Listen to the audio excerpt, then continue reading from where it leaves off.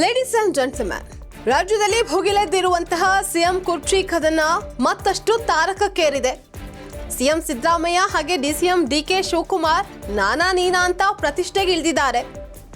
ಹೇಗೆ ಇಬ್ರು ಸಿಎಂ ಕುರ್ಚಿಗಾಗಿ ನಾನಾ ತಂತ್ರ ಪ್ರತಿತಂತ್ರಗಳನ್ನ ಮಾಡ್ತಾ ಇರೋದು ಹೈಕಮಾಂಡ್ ನಾಯಕರಿಗೆ ತಲೆನೋವನ್ನ ತರಿಸಿದೆ. ರೆಸಾರ್ಟ್ ರಾಜಕಾರಣದ ಬಳಿಕ DCM DK Shivakumar CM Siddaramaiah ಅವರಿಗೆ ಬಿಗ್ ಶಾಕ್ ಅನ್ನ ನೀಡಿದ್ದಾರೆ. ಇಷ್ಟಕ್ಕೂ ಏನ್ ಶಾಕ್ ಅದು? ವೀಕ್ಷಕರೇ, ನೆಲ ಜಲ ಭಾಷೆಗಾಗಿ ಪ್ರಾಮಾಣಿಕ ಪತ್ರಿಕೋದ್ಯಮ.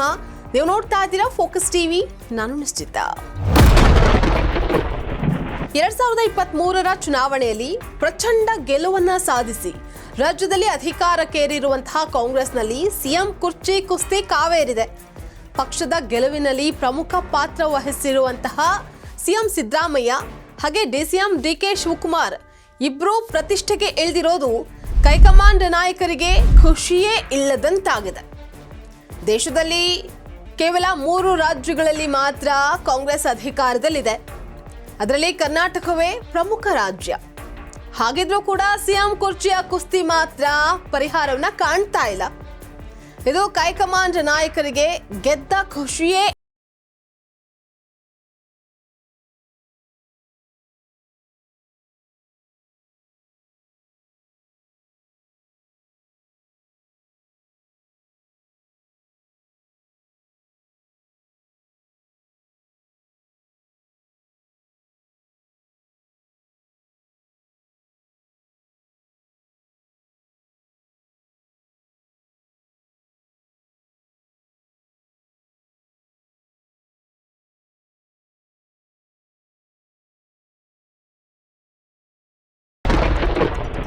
ಸಿಎಂ ಸಿದ್ದರಾಮಯ್ಯ ಹಾಗೆ ಡಿಸಿಎಂ ಡಿಕೆ ಶಿವಕುಮಾರ್ ಅವರಿಬ್ರು ಕೂಡ ದಿನ ನಾನಾ ತಂತ್ರ ಪ್ರತಿತಂತ್ರಗಳನ್ನ ರೂಪಿಸ್ತಾನೆ ಬಂದಿದ್ದಾರೆ.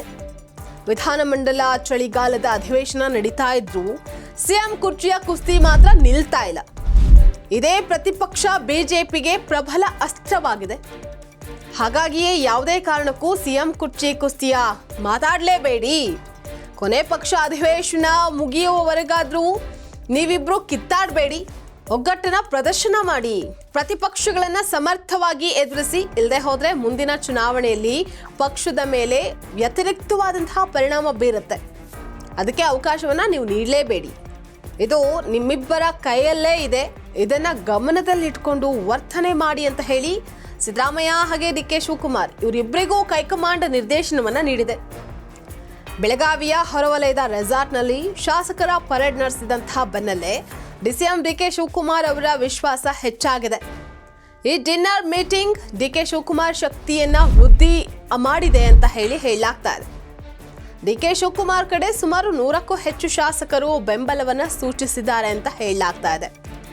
ಇದನ್ನೇ ವಿಶ್ವಾಸವಾಗಿರಿಸಿಕೊಂಡಿರುವಂತಹ ಡಿಕೆ ಶಿವಕುಮಾರ್ ದೆಹಲಿಗೆ ಹಾರಿದ್ರು.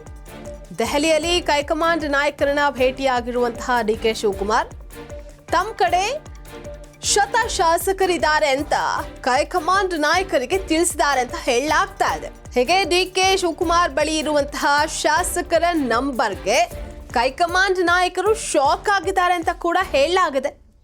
ನಾವು ಇಷ್ಟು ದಿನ ನಿಮ್ಮ ಬಳಿ ಶಾಸಕರ ನಂಬರ್ ಕಡಿಮೆ ಇದೆ ಅನ್ನುವಂತಹ ಅನುಮಾನಕ್ಕೆ ಸುಮ್ಮನಿದ್ವಿ. ಈಗ ನಿಮ್ಮ ಬಳಿ ಆ ನಂಬರ್ ಇದ್ರೆ ನಮ್ದೇನೂ ತಕರಾರಿಲ್ಲ, ನೀವೇ ಸಿಎಂ ಆಗಿರಂತೆ. ಆದ್ರೆ ಅದು ಶಾಸಕಾಂಗ ಪಕ್ಷದ ಸಭೆ ಕರೆದು ಅದನ್ನ ಸಾಬೀತು ಮಾಡಿ ಅಂತ ಹೇಳಿದಾರಂತೆ. ಹೈಕಮಾಂಡ್ ಆದೇಶದಿಂದ ಡಿಕೆ ಶಿವಕುಮಾರ್ ಅವರ ವಿಶ್ವಾಸ ಮತ್ತಷ್ಟು ಹೆಚ್ಚಾಗಿದೆ ಅಂತ ಕೂಡ ಹೇಳಲಾಗ್ತಾ ಇದೆ. ಇನ್ನೊಂದ್ ಕಡೆ ಸಿಎಂ ಸಿದ್ದರಾಮಯ್ಯ ಅವರು ಕೂಡ ಕಡಿಮೆ ಇಲ್ಲ.